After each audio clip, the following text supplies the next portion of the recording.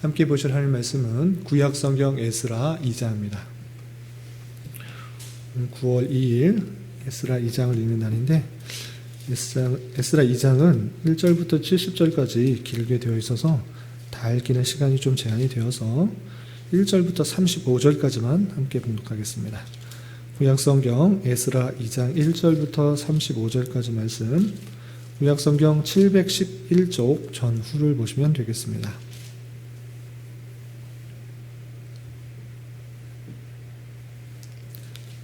1절부터 35절까지 함께 봉독합니다. 옛적에 바벨론 왕 느부갓네살에게 사로잡혀 바벨론으로 갔던 자들의 자손들 중에서 노임을 받고 예루살렘과 유다 도로 돌아와 각기 각자의 성읍으로 돌아간 자, 곧 스룹바벨과 예수아와 느헤미야와 스라야와 르엘리야와 모르드게와 빌산과 미스발과 비그에와 르훔과 바나 등과 함께 나온 이스라엘 백성의 명수가 이러하니, 바로스 자손이 2172명이요 스바데아 자손이 372명이요 아라 자손이 775명이요 바한 모압 자손 곧 예수아와 요압 자손이 2812명이요 엘람 자손이 1254명이요 사두 자손이 945명이요 삭게 자손이 760명이요 바니 자손이 642명이요 부베 자손이 623명이요 아스갓 자손이 1222명이요 아도니감 자손이 666명이요 비그웨 자손이 2056명이요 아딘 자손이 454명이요 아델 자손 곧 히스기야 자손이 98명이요 베세 자손이 323명이요 요라 자손이 112명이요 하숨 자손이 223명이요 깃발 자손이 95명이요 베들레헴 사람 123명이요 느도바 사람이 56명이요 아나도 사람이 128명이요 아스마웻 자손이 42명이요 기랴다림과 그비랴와 브에롯 자손이 743명이요 라마와 게바 자손이 621명이요 믹마스 사람이 122명이요 베델과 아이 사람이 223명이요 느보 자손이 52명이요 막비스 자손이 156명이요 다른 엘람 자손이 1254명이요 하림 자손이 322명이요 로드와 하딧과 오노 자손이 725명이요 여리고 자손이 345명이요 스나 자손이 3630명이었더라. 아멘. 네, 감사합니다. 오늘 말씀 얘기 본문은 에스라 2장입니다. 에스라 말씀을 계속 읽어나가고 있는데, 어제 살펴보았던 에스라 1장에서는 하나님께서 약속하셨던 그 말씀이 어떻게 성취되었는지를 살펴볼 수 있었습니다. 그러니까 이스라엘 백성들의 부패와 타락, 하나님께 대한 불순종으로 말미암아 하나님의 심판을 받아 약 70년간의 바벨론 포로 생활을 했던 것입니다. 그런데 바벨론 포로에서 하나님께서 약속하신 대로, 언약하신 대로 그 포로에서 구원하셨다라는 내용이 고레스 왕을 통하여서, 바사 왕 고레스 왕을 통하여서 이루어졌다라는 것들을 어제 말씀을 살펴볼 수 있었습니다. 그래서 하나님께서 하신 말씀은 반드시 이루어지는 역사다라는 것을 성경을 통해서 계속 확인할 수가 있는 것입니다. 그래서 비록 어렵고 힘든 그런 상황일지라도, 나에게 닥친 여러 가지 힘들고 어려운 상황일지라도 하나님께서 주신 말씀이라면, 하나님께서 하신 말씀이라면 반드시 이루어질 줄 알아. 다른 것들을 소망하고 의지할 것이 아니라 오직 하나님의 말씀, 그 말씀을 붙들고 의지하여서 그 말씀이 어떻게 우리에게 말씀하신지를 잘 교훈받아 그 말씀을 붙들고 우리가 힘있게 살아가야 될 것을 교훈받았던 것입니다. 그리고 2장에서는 어떤 내용이 나오는가, 우리가 지금 읽었다시피 포로에서 되돌아온, 바벨론 포로에서 되돌아온 수많은 사람들의 자손들, 그 몇 명이 돌아왔는지 또 누구들이 돌아왔는지를 살펴볼 수가 있게 되는 것입니다. 그래서 그 내용이 2장 1절부터 70절까지 길게 되어 있는 것을 살펴볼 수 있는데 이것을 통해서 우리가 어떤 것을 교훈받을 수 있는지 좀 잠시 생각해보는 시간을 갖도록 하겠습니다. 여러분 갖고 계시는 말씀일기 책자의 내용을 좀 같이 보시면서 따라오시기 바랍니다. 우리가 어제 살펴봤던 그 1장 5절에서도 표현됐고 또 2장 1절에서도 표현됐다시피 바벨론 포로에서 되돌아오는 이유가 무엇인가, 되돌아오게 된 원인이 무엇인가 라고 할 때는 하나님께서 예레미야 입을 통하여 하신 말씀을 이루게 하시기 위해서 되돌아왔다라는 것입니다. 그래서 하나님께서 그 모든 것들을 이루시기 위해서 하나님께서 그 마음을 주장하여 주시고 바벨론에서 포로에서 예루살렘으로 되돌아왔던 것을 볼 수 있습니다. 그래서 옛적에 바벨론 왕 느부갓네살에 사로잡혀서 바벨론으로 갔던 자손들 중에서 수많은 사람들이 되돌아오게 된 것을 볼 수 있습니다. 그래서 2장 1절에서 보면 바벨론 왕 느부갓네살에게서 사로잡혀 갔던 그 자들 중에서 노임을 받고 예루살렘과 유다와 도로 돌아와 각기 각자의 성으로 돌아간 자들이다라는 것들을 1절에서 표현되고 있고 2절에서 보면 대표적인 지도자들의 이름이 등장하고 있는 것을 볼 수 있습니다. 그래서 2절 보면 곧 스룹바벨과 예수아와 느헤미야와 스라야와 르알레아와 모르드게와 빌산과 비스발과 비그에와 르훔과 바하나 등과 함께 나온 이스라엘 백성들의 명수가 이러하니 라고 하면서 2절에 나와 있는 그 스룹바벨, 예수와 느헤미야 이런 사람들은 당시에 대표적인 지도자였다는 것입니다. 이렇게 지도자들과 함께 수많은 자손들이 이렇게 함께 나왔다라고 표현되고 있습니다. 그래서 3절부터 우리가 읽었던 35절까지는 이스라엘 백성들을 각 자손들의 명수가 몇 명이었는지 구체적으로 정확하게 표현돼서 몇 명이 나왔다라는 것들을 밝혀주고 있습니다. 그리고 우리가 읽지는 않았지만 36절부터 39절까지는 제사장들 중에 어떤 사람들이 어떤 자손을 통해서 몇 명이 되돌아왔는가를 36절부터 39절까지 표현하고 있고요. 또 40절부터 42절까지는 그 중에서 또 레위 사람들 몇 명이 되돌아왔는지 자손과 그 명수가 구체적으로 밝혀지고 있습니다. 그리고 그 성전 일을 함께 돕는 사람이었던 느리님 사람들, 원래적으로는 이스라엘 혈육적인 족속은 아니지만 그 포함된 그 이스라엘 백성들과 함께 돕도록 포함된 그 느리님 사람들도 구체적으로 몇 명이 되돌아왔는지 43절부터 54절까지 그렇게 좀 밝혀주고 있습니다. 그리고 55절부터 58절까지는 솔로몬의 신하들의 자손들 중에 어떤 사람들이 몇 명이나 되돌아오는지 쭉 밝혀주고 있습니다. 그래서 63절까지 다양한 계층의 사람들이 얼마나 되돌아왔는지, 예루살렘으로 되돌아왔는지 쭉 밝혀주고 구체적으로 밝혀준 이후에 총 돌아온 사람이 몇 명인지 이렇게 밝히고 있습니다. 64절 보면 온 회중의 합계가 42,360명이요. 온 회중의 합계 몇 명 계속 나왔는데 총 합계를 더해보면 42,360명이다 이렇게 표현되어 있고 그 외에 남종과 여종이 7,337명이다. 또 노래하는 남녀가 200명이다 라고 해서 총 숫자를 더하면 약 5만 명 가량이 바벨론 포로에서 다시 예루살렘으로 되돌아온 것을 볼 수 있습니다. 그리고 사람만 돌아온 것이 아니라 또 짐승들도 함께 되돌아온 것을 볼 수 있습니다. 그래서 66절, 67절 보면 같이 돌아온 짐승이 얼마나 되는가 이렇게 밝히고 있습니다. 66절 보면 말이 736이요, 노새가 245요, 낙타가 435요, 나귀가 6,720이었더라 라고 하면서 말, 노새, 낙타, 나귀 이렇게 짐승들과 많은 짐승들과 함께 되돌아온 그 모습을 볼 수 있습니다.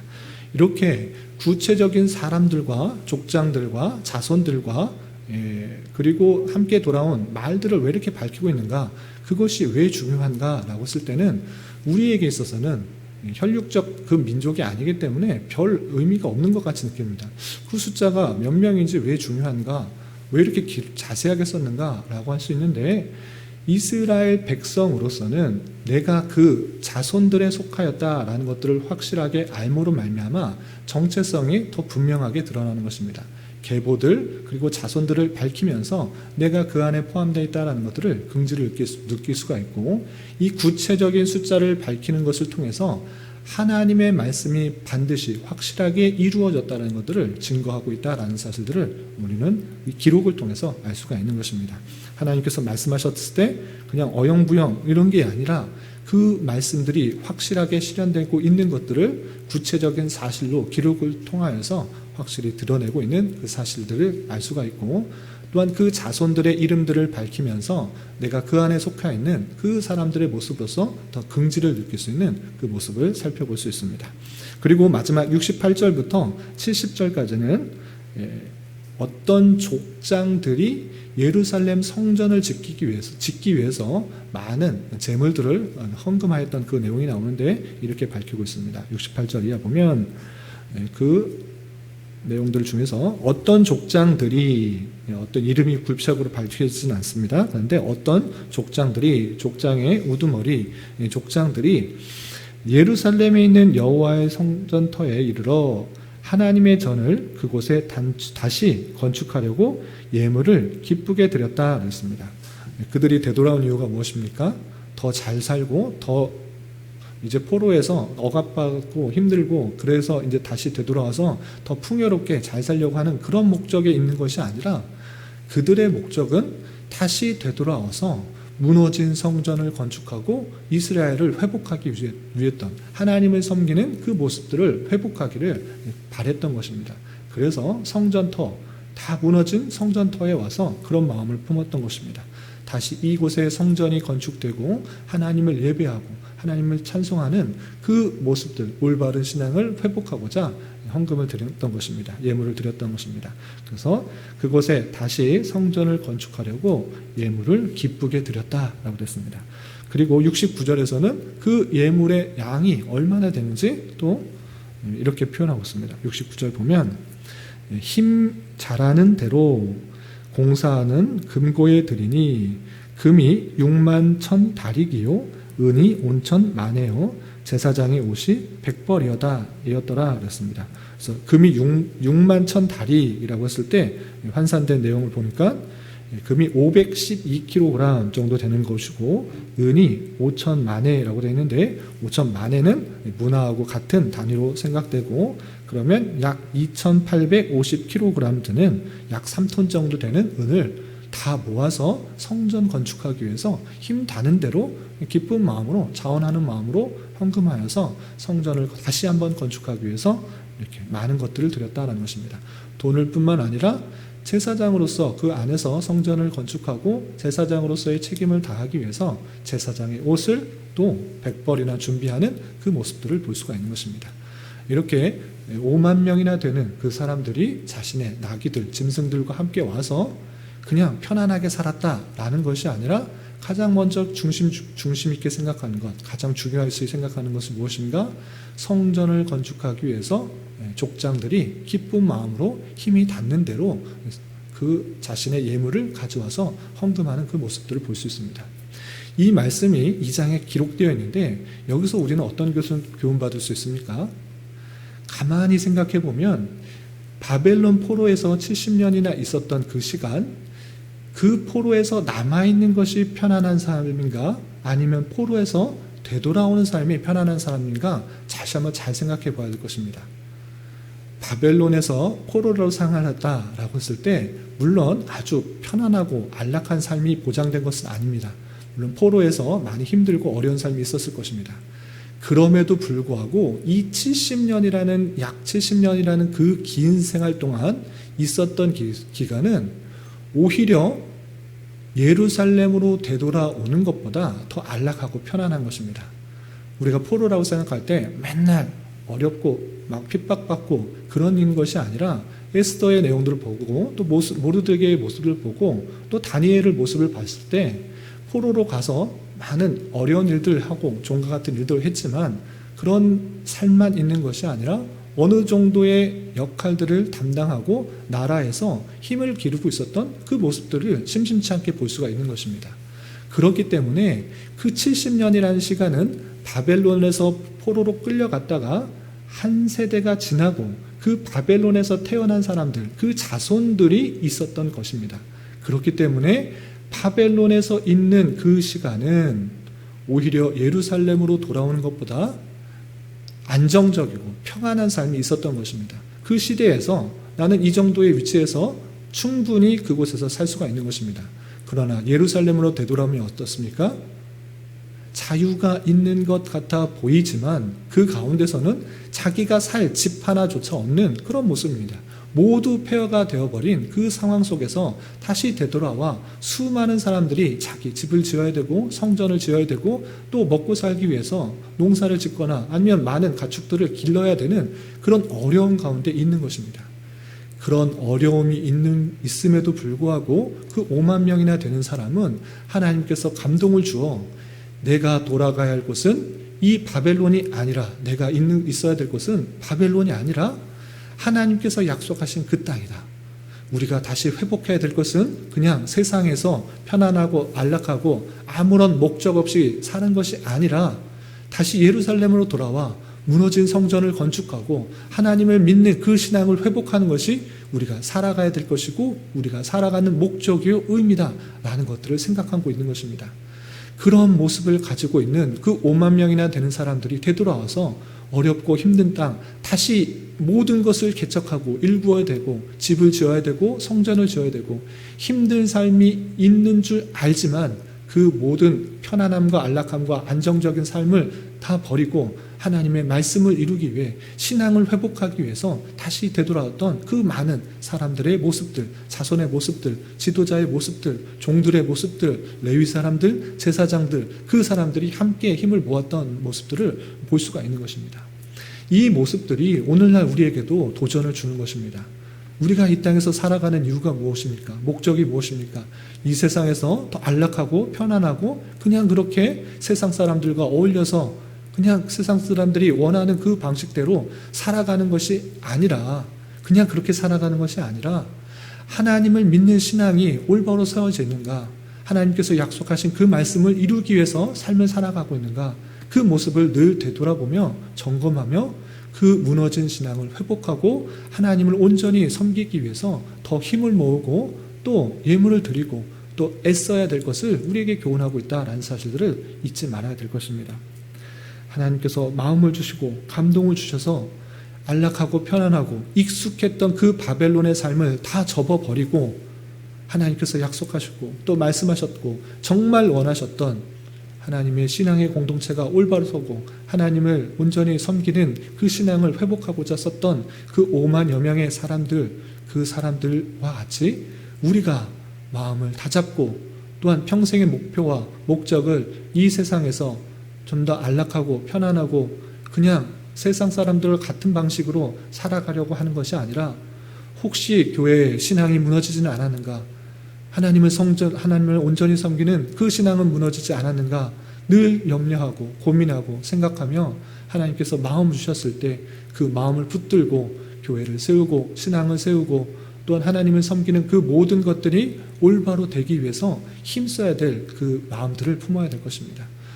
바벨론 포로에서 되돌아왔던 5만여 명의 그런 사람들과 같이 우리 또한 그런 마음을 갖고 무너진 교회의 모습들을 다시 한번 세우며 교회를 세우며 하나님을 섬기는 올바른 신앙이 다시 회복되기를 바라는 마음으로 우리 삶을 일평생의 삶을 살아가야 될 것입니다.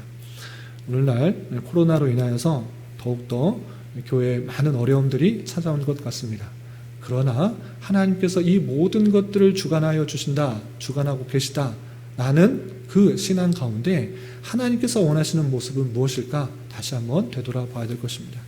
혹여나 우리가 잘못된 신앙으로 세상과 같아지는 그런 잘못된 신앙의 모습들을 경고하는 모습은 아닌지, 치려고 하는 모습은 아닌지, 벌하시는 모습은 아닌지 삶과 되돌아보며 자복하며 회개해야 될 것이고, 하나님께서 원하시는 교회의 모습으로 다시 한번 교회를 세워나갈 수 있도록 우리 교회뿐만 아니라 우리나라 교회, 세계 교회가 정말 하나님께서 원하시는 모습으로 다시 한번 회개하고 돌아오고 하나님께서 원하시는 신앙으로 다시 한번 세우기 위해서 더욱더 노력하고 다짐하고 마음과 생각을 드리고 또 예물을 드리고 내가 가진 모든 것으로 하나님을 기쁘시게 하려고 하는 그런 모습 가운데 나아가야 될 것입니다.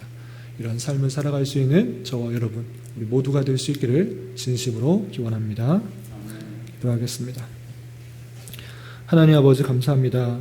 오늘 말씀을 통하여 하나님께 감동을 받아 오래 익숙해져 있는 바벨론에서 되돌아온 다양한 자손의 사람들과 또 어떤 족장들이 예루살렘 성전을 건축하기 위해 드린 예물의 모습들을 살펴보았습니다. 이런 말씀을 대하는 자로서 시대 분위기에 편승하여 자신의 편안함과 유익만을 위하여 사는 삶이 아니라 하나님의 말씀에 깨어서 교회를 세우고 바른 신앙을 세우기 위해 더욱더 힘쓰는 자 되게 하여 주시고, 그런 일들에 마음을 다하여 살아갈 수 있는 은혜 허락하여 주시옵소서. 특별히 코로나로 인하여 정치적인 문제로 인하여 예배와 교제 등 여러 가지 제한된 것들이 많이 있사오니 주님 불쌍히 여겨주시고 하루속히 안정화가 되어서 주님께서 원하시는 교회의 모습으로 온전히 세워져 갈 수 있도록 긍휼을 베풀어 주시옵소서. 주님, 교회의 육체 연약함으로 직장과 사업장의 문제로 가정의 여러 가지 문제로 주님께 간절히 부르짖으며 나아가는 여러 지체들이 있습니다. 주님께서 그 기도에 신실하게 응답하여 주시고 역사하여 주셔서 하나님의 선하심과 인자심을 깊이 경험하는 기회 되게 하여 주시옵소서. 이 시간 각자 간절히 기도하는 기도 제목 주님께서 들으시고 가장 선한 것들로 응답하여 주시옵소서. 예수님의 이름으로 기도 올리옵나이다. 아멘.